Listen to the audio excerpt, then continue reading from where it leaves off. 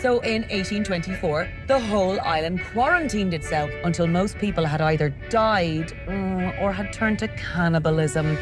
Liam Crowley with Screen Rant here with the stars behind the new movie that just, I don't even know how to talk about it without getting into spoilers. So we're going to keep it quiet for now, called Getaway. Nick and Aisling, thanks so much for taking the time. Hey. Very much, Liam.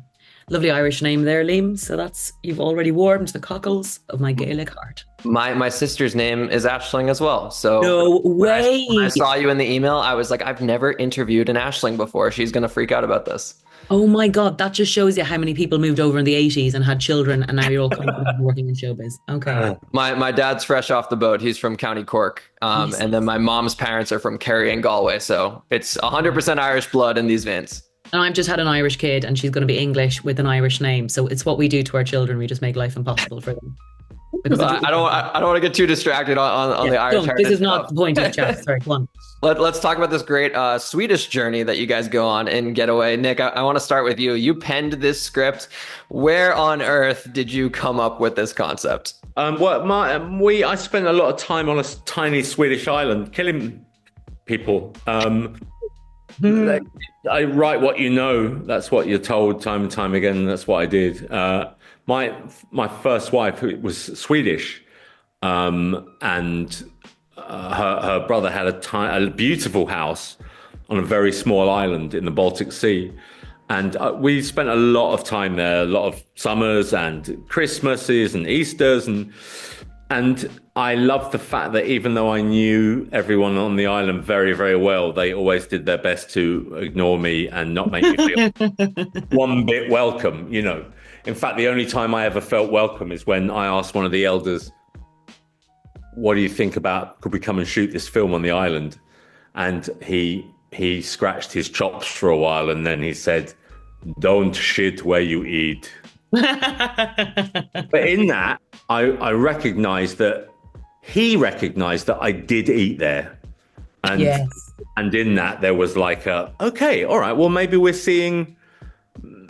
they get me a bit. Maybe they're seeing me a bit. But yeah, I just love that fact that you can come to an island for a long time and you don't make any impact on them at all. You know, in fact, they wouldn't give a shit if you never got off that boat again. I love that. We shot the film in Finland, and I think Finnish people are quite like Swedish. And we were just talking about Nick being an inside laugher, but I think Swedish and Finnish people are quite inside laughers as well.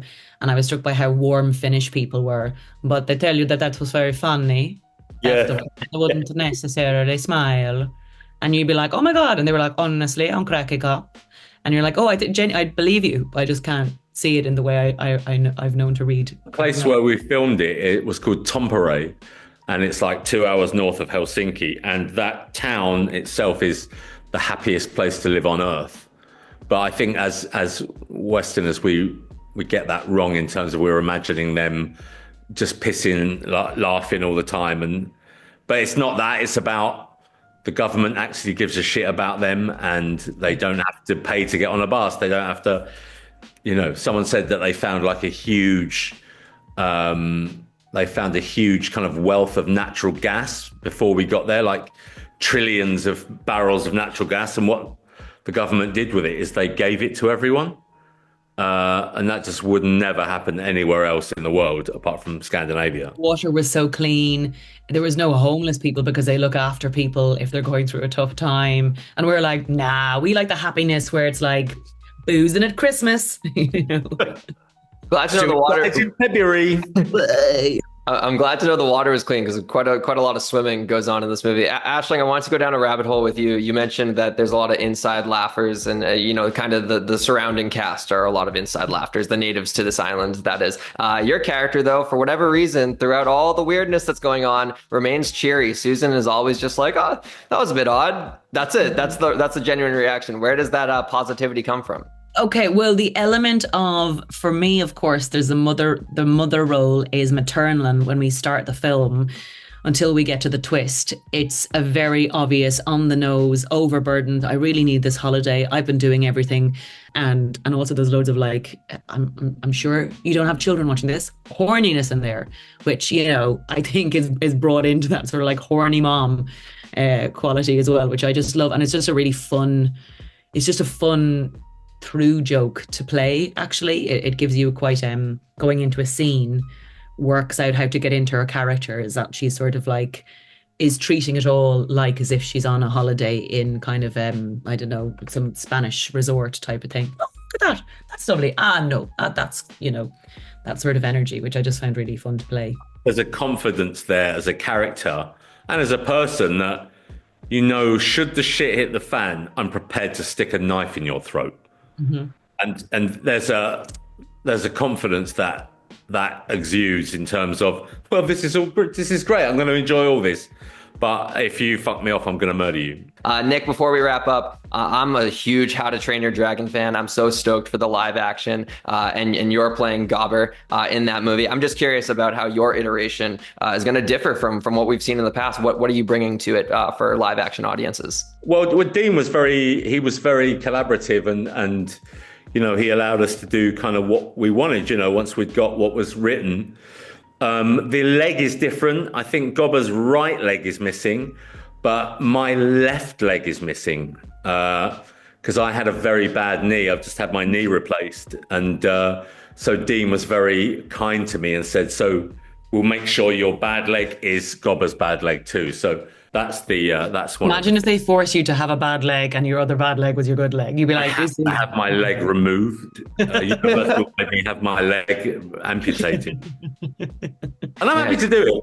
He's a great character. If you're an actor and you take a part, you take a part. Do you know what I mean? Yeah, 100%. My arm actually did fall off when we were filming, and I had to have reconstructive surgery 2 months after we filmed. And like it was in one of the scenes, and I was like, why can't I lift my arm? And so when I came back from this, my arm was hanging off.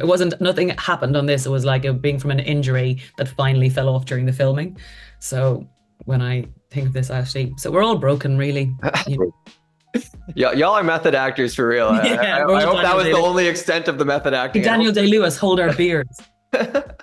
Well, guys, thank you so much for your time. Thanks for breaking down this film with me. Like I said, I'm stoked for audiences to check this one out, so I have other people to talk with it about, because, oh my God, it's going to stick with me for quite some time. But again, thank you for your generous time, and stoked for everyone to give it a watch. And a big shout out to Aisling, and I'm excited for her to exist in the world. I'm going to clip this and send it to her. It's going to make her day. So. And is she still with us? Sadly, no. She was murdered right there in her favorite chair. Jesus. Sorry. Get up out of that chair.